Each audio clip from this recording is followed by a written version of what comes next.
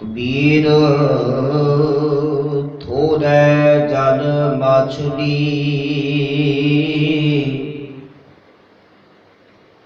ਚੀਵਰ ਮਿਲਿਓ ਜਾਲ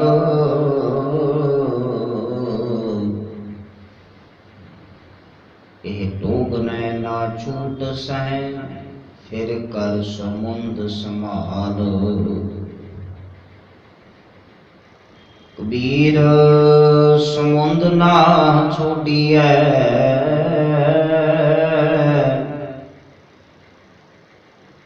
ਜੋ ਅਤ ਖਾਰੂ ਹੋਏ ਪੋਖਰ ਪੋਖਰ ਢੂੰਡਤੇ ਪਰੋ ਨਾ ਕਹਿ ਕੋਏ ਕਬੀਰ ਨੇ ਗੁਸਾਏ ਬਹਿ ਗਏ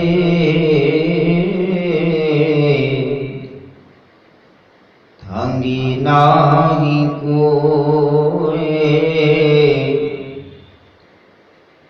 ਦੀਨ ਗਰੀਬੀ ਆਪਣੀ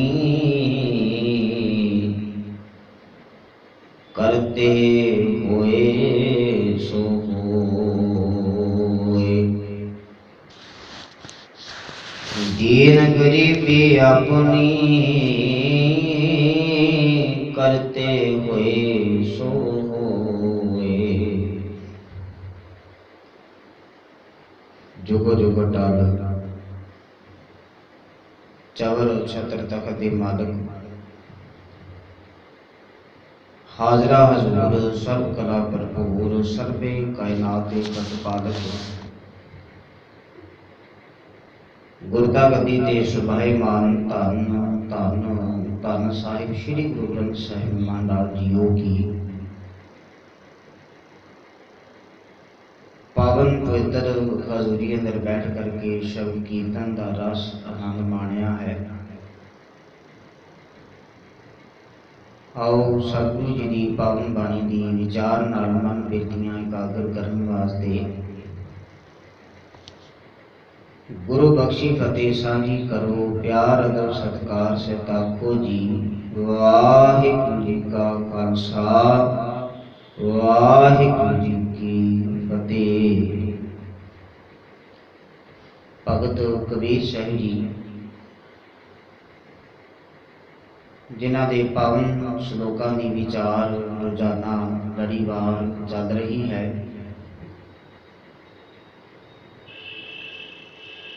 अज दे जिन्हां श्लोकां दा पाठ असीं हुण साझा कीता है। कबीर साहिब जी पहले श्लोक विच बख्शिश करते हुए आख रहे ने कबीर थोड़ै जल माछली चीवर मेलियो जाल। कबीर साहब जी आखदे ने थोड़े जिहे पानी विच मच्छी रहिंदी होवे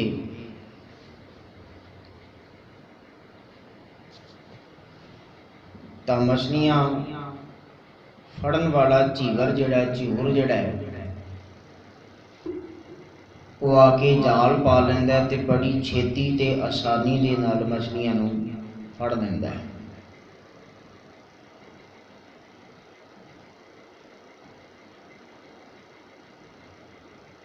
यह टोग नै ना छूट सै फिर कर समुंद संभाल।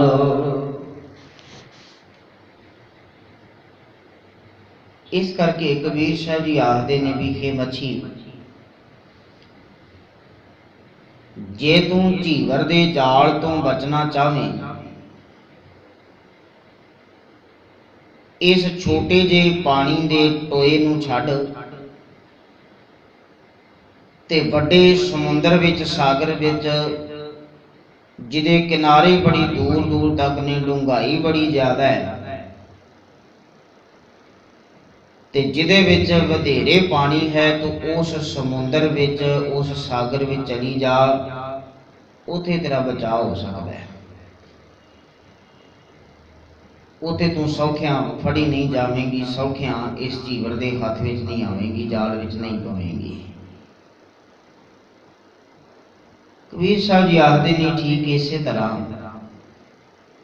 ਦੁਨਿਆਵੀ ਸੰਸਾਰੀ ਰਸ ਭੋਗ ਪਦਾਰਥਾਂ ਦੇ ਸਵਾਦ ਚਸਕੇ ਵਿਕਾਰ ਆਦਿਕ ਇਹ ਕਿਸੇ ਛੋਟੇ ਜਿਹੇ ਟੋਏ ਵਿੱਚ ਥੋੜਾ ਜਿਹਾ ਪਾਣੀ ਨੇ ਤੇ ਮਨੁੱਖੀ ਮਨ ਰੂਪੀ ਮਛਲੀ ਇਸ ਦੇ ਆਸਰੇ ਹੀ ਜੀਵਨ ਬਤੀਤ ਕਰੀ ਜਾ ਰਹੀ ਹੈ ਤੇ ਵਿਕਾਰਾਂ ਵਿੱਚ ਚੋਜ ਤਮਾਸ਼ਿਆਂ ਵਿੱਚ ਪਦਾਰਥਾਂ ਦੇ ਭੋਗਾਂ ਸਵਾਦਾਂ ਵਿੱਚ ਪੈ ਕਰਕੇ ਮਛਲੀ ਇਸ ਛੋਟੇ ਜਿਹੇ ਤਲਾਬ ਨੂੰ ਛੋਟੇ ਜਿਹੇ ਟੋਏ ਨੂੰ ਨਹੀਂ ਛੱਡਦੀ ਪਈ, ਇਹ ਮਨ ਨਹੀਂ ਛੱਡਦਾ ਤੇ ਫਿਰ ਮੌਤ ਰੂਪੀ ਆਤਮਕ ਮੌਤ ਰੂਪੀ ਝੀਵਰ ਜਮ ਆਦਿਕ ਜਿਹੜਾ ਉਹ ਜਾਲ ਪਾ ਲੈਂਦਾ, ਇਹ ਫੜੀ ਜਾਂਦੀ ਹੈ ਤੇ ਪਾਣੀ ਤੋਂ ਵਿਛੜ ਕਰਕੇ ਦੀ ਮੌਤ ਹੋ ਜਾਂਦੀ ਹੈ। ਤੁਹੇ ਜੀਵ ਤੂੰ ਗੁਰੂ ਰੂਪੀ ਸਮੁੰਦਰ ਗੁਰੂ ਰੂਪੀ ਸਾਗਰ ਵਿੱਚ ਆਪਣੇ ਆਪ ਨੂੰ ਟਿਕਾ ਲੈ, ਆਪਣੇ ਆਪ ਨੂੰ ਰੱਖ ਲੈ।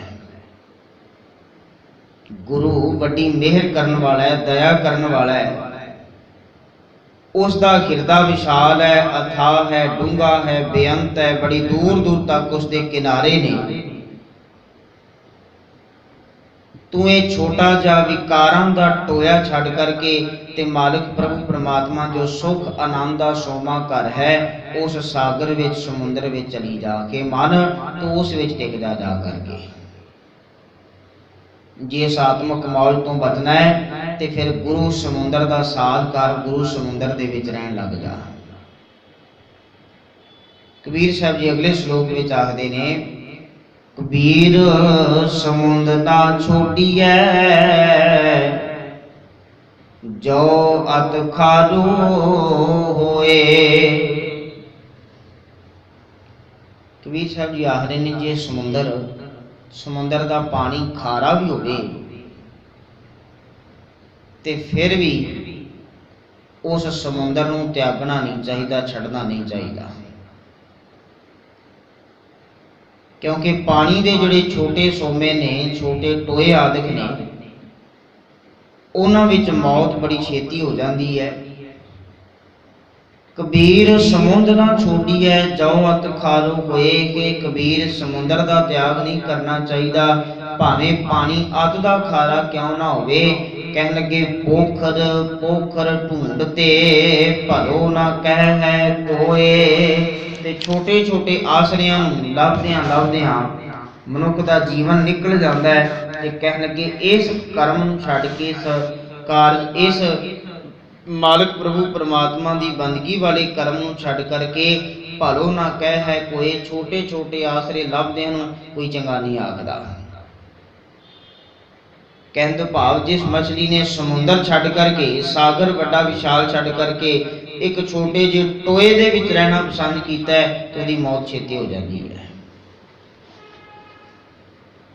ਤੇ ਜਿਹੜਾ ਵਿਕਾਰਾਂ ਵਿੱਚ ਰਹਿਣਾ ਪਸੰਦ ਕਰਦਾ ਹੈ, ਭੋਗਾਂ ਪਦਾਰਥਾਂ ਵਿੱਚ ਮਸਤ ਹੋਇਆ ਪਿਆ, ਉਹਦੀ ਵੀ ਆਤਮਕ ਮੌਤ ਬੜੀ ਛੇਤੀ ਹੋ ਜਾਂਦੀ ਹੈ। ਪਰ ਜੋ ਗੁਰੂ ਕੇ ਸ਼ਬਦ ਸਮੁੰਦਰ ਵਿੱਚ ਆ ਕਰਕੇ ਟਿਕਦਾ ਹੈ ਉਹ ਸਦ ਜੀਵਨ ਵਾਲਾ, ਅਮਰ ਜੀਵਨ ਵਾਲਾ ਵੀ ਹੋ ਸਕਦਾ ਹੈ। ਗੁਰੂ ਦੀ ਰਜ਼ਾ ਵਿੱਚ ਰਹਿਣਾ, ਰੱਬੀ ਹੁਕਮ ਨੂੰ ਆਪਣੇ ਜੀਵਨ ਵਿੱਚ ਕਮਾਉਣਾ, ਇਹ ਥੋੜਾ ਇਸ ਤਰ੍ਹਾਂ ਦਾ ਹੈ ਵੀ ਜਿਵੇਂ ਸਮੁੰਦਰ ਦਾ ਖਾਰਾ ਪਾਣੀ ਹੋਵੇ,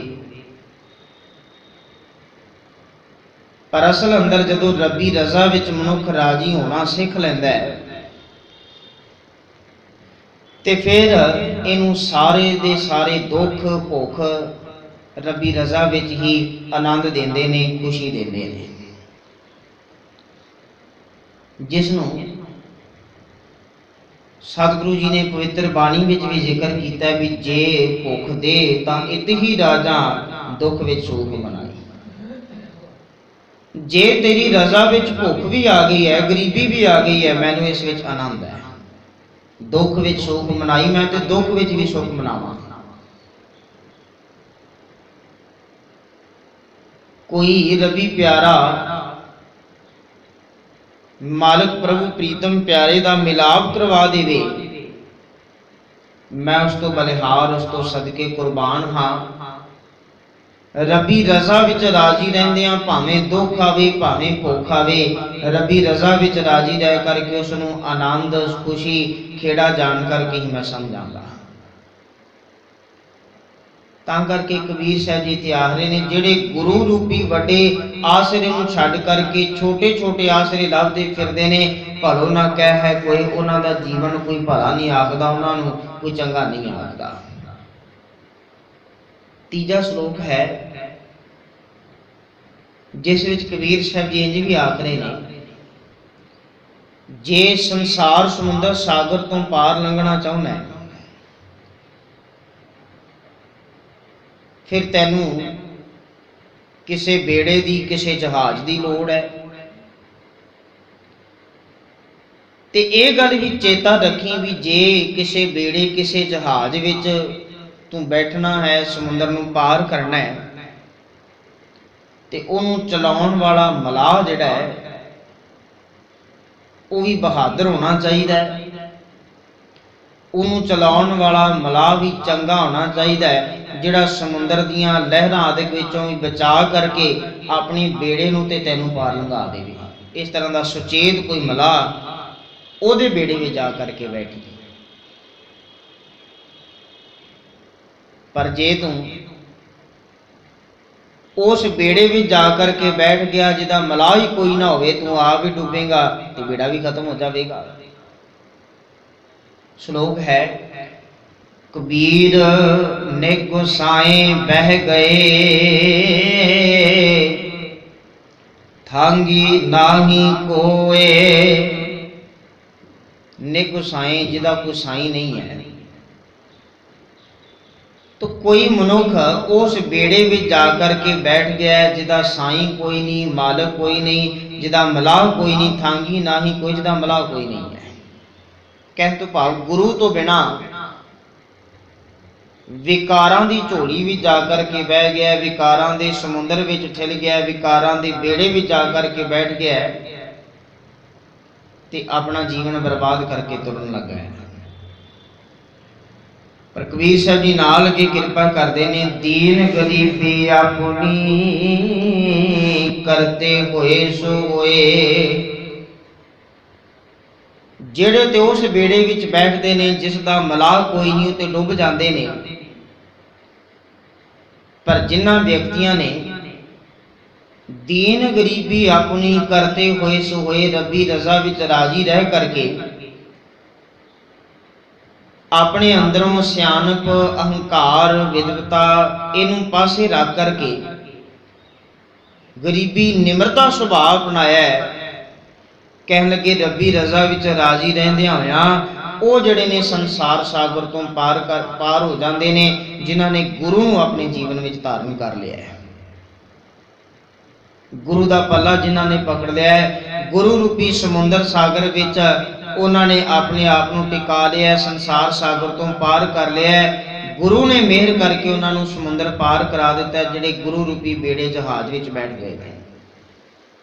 बाणी विच अनेकां थावां ते हजूर ने इस तरह का जिक्र किया है कि अकाल पुरख वाहिगुरु मालिक की मेहर सदका गुरु संसार समुंदर तार देन वास्ते एक जहाज की तरह है, ते जिहड़ा उस जहाज विच बैठदा है, गुरु रूपी जहाज विच बैठदा है, उन्होंने जिथे दुनियावी संसारी सारे खजाने प्राप्त हो जाते हैं, उत्थे उहदे जीवन विच जिंदगी दे विच कोई दुख नहीं रहिंदा। मालिक आप उसकी मेहर करदा है, उसकी राखी करदा है। जिन्हों पंचम पातशाह जी ने धनासरी राग विच भी जिक्र किया है, दीन दर्द निवार ठाकुर राखै जन की आप, तरन तारन हर निध दुख न सकै व्याप। तरन तारन संसार सागर तो तारन वास्ते जहाज है। हर निध प्रभु मालिक सारे ही सुखां दा रिद्धियां सिद्धियां दा खजाना है, दुख न सकै व्याप। ते जिहड़ा उस दी शरण विच बैठदा है, उस गुरु रूपी बेड़े विच सवार हुंदा है, ਤੇ ਕਹਿਣ ਲੱਗੇ ਵੀ ਦੁੱਖ ਨਾ ਸਕੇ ਵਿਆਪ, ਕਿਸੇ ਤਰ੍ਹਾਂ ਦਾ ਕੋਈ ਦੁੱਖ ਉਹਦੇ ਜੀਵਨ ਵਿੱਚ ਵਿਆਪਦਾ ਨਹੀਂ, ਪ੍ਰਭਾਵ ਨਹੀਂ ਪਾਉਂਦਾ, ਸਾਰੇ ਦੁੱਖ ਉਸਦੇ ਜੀਵਨ ਦੇ ਦੂਰ ਹੋ ਜਾਂਦੇ ਨੇ। ਤੋ ਭਗਤ ਕਬੀਰ ਸਾਹਿਬ ਜੀ ਅੱਜ ਦੇ ਆਪਣੇ ਇਹਨਾਂ 3 ਸ਼ਲੋਕਾਂ ਵਿੱਚ ਜੋ ਜੀਵਨ ਜਾਚ ਬਖਸ਼ਿਸ਼ ਕਰਦੇ ਹੋਏ ਆਖਦੇ ਨੇ, ਕਬੀਰ ਸਾਹਿਬ ਜੀ ਆਖਦੇ ਨੇ ਕਿ ਇਹ ਜਿੰਦ, ਇਹ ਮਨ, ਇਹ ਜੀਵਨ ਇੱਕ ਮਛਲੀ ਦੀ ਤਰ੍ਹਾਂ ਹੈ, ਤੇ ਜੇ ਇਹ ਸੰਸਾਰੀ ਭੋਗਾਂ, ਵਿਸ਼ਿਆਂ, ਪਦਾਰਥਾਂ, ਸਵਾਦਾਂ ਵਿੱਚ ਖਚਤ ਹੈ ਤੇ ਮਾਨੋ ਇਹ ਇੱਕ ਪਾਣੀ ਦੇ ਛੋਟੇ ਜਿਹੇ ਟੋਏ ਵਿੱਚ ਰਹਿ ਰਹੀ ਮਛਲੀ ਦੀ ਤਰ੍ਹਾਂ, ਜਿਹਨੂੰ ਛੇਤੀ ਹੀ ਝੀਵਰ ਆ ਕਰਕੇ, ਜਾਲ ਪਾ ਕਰਕੇ, ਫਸਾ ਕਰਕੇ ਲੈ ਜਾਂਦਾ ਹੈ। ਇਹਨੂੰ ਚਾਹੀਦਾ ਹੈ ਗੁਰੂ ਰੂਪੀ ਸਮੁੰਦਰ ਵਿੱਚ ਆਪਣੇ ਆਪ ਨੂੰ ਰੱਖੇ, ਗੁਰੂ ਸਮੁੰਦਰ ਦਾ ਆਸਰਾ ਲਵੇ, ਤੇ ਫਿਰ ਸੰਸਾਰ ਸਾਗਰ ਪਾਰ ਕਰਨ ਵਾਸਤੇ, ਸੰਸਾਰ ਸਮੁੰਦਰ ਪਾਰ ਕਰਨ ਵਾਸਤੇ ਗੁਰੂ ਰੂਪੀ ਮਲਾਹ, ਗੁਰੂ ਰੂਪੀ ਜਹਾਜ਼ ਇਹਨੂੰ ਚਾਹੀਦਾ ਹੈ। ਤੋ ਜਿਨ੍ਹਾਂ ਨੇ ਗੁਰੂ ਰੂਪੀ ਮਲਾਹ, ਗੁਰੂ ਰੂਪੀ ਜਹਾਜ਼ ਇਹਨੂੰ ਸਤ ਸੰਗਤ ਵਿੱਚੋਂ ਆ ਕਰਕੇ ਪ੍ਰਾਪਤ ਕੀਤਾ ਹੈ, ਭਾਵ ਗੁਰੂ ਦੀ ਪ੍ਰਾਪਤੀ ਕੀਤੀ ਹੈ, ਮਾਲਕ ਨੇ ਮਿਹਰ ਕਰਕੇ ਉਹਨਾਂ ਨੂੰ ਸੰਸਾਰ ਸਮੁੰਦਰ ਪਾਰ ਕਰਾ ਦਿੱਤਾ ਹੈ। तो गुरु कृपा करे, रहमत करे, असीं भी गुरु के शब्द अनुसार अपना जीवन बनाते हुए गुरु रूपी शब्द के जहाज बेड़े उपर चढ़ जाइए, ताकि संसार सागर तो पार हो करके मालक प्रभु परमात्मा विच अभेद होके मनुखा जीवन अपना सफल कर लीए। होइयां बेअंत भुलां दी खिमा आखो जी। वाहिगुरू जी का खालसा, वाहिगुरू जी की फतेह।